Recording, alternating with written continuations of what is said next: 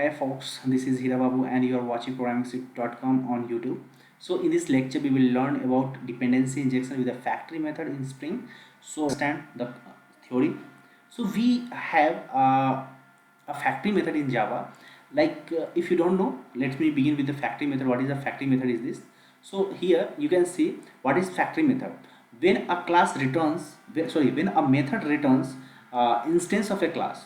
Okay, when a method returns a class of instance, right, or a class of instance, then it is known as factory method. Okay, so let's see here. We have a class student and we have created one factory method. What is the factory method? Because a very simple method that we are going to use static in the nature, and it will give you a return type as a student object. You can say instance of a class, and a method name is get student. You can pass any name is there, right?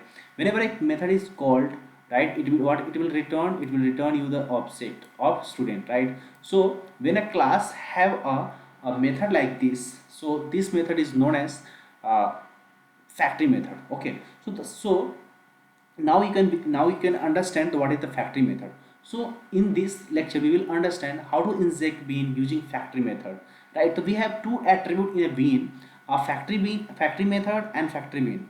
Factory method will return instance of its own class. Okay, but the bean factory will return you the another class, or runtime will decide which type of which class will return at the runtime, right? Instance. We have three types of factory method that we will going to learn. The static factory method that returns instance of its own class. Let's see, that will be used in the singleton class also. Okay, singleton design pattern we used to do.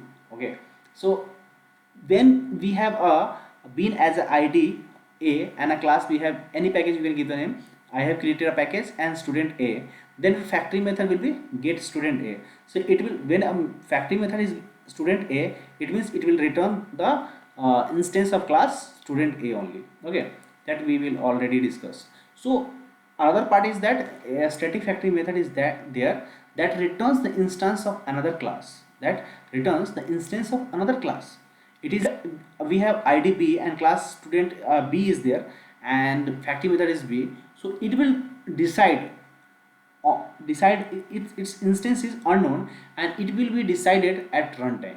So there is non-static factory method that returns the instance of another class, and its instance is not known and decided at runtime. Similarly, okay, so we have another tag is there, that like we have been id student a, and we have id b student a. Factory method will be b. Okay, so it will decide key factory bean will be the tag. Connected with me, and we will see the programming part in the next lecture. Okay, thank you guys for watching this. If you have any doubt, please write a comment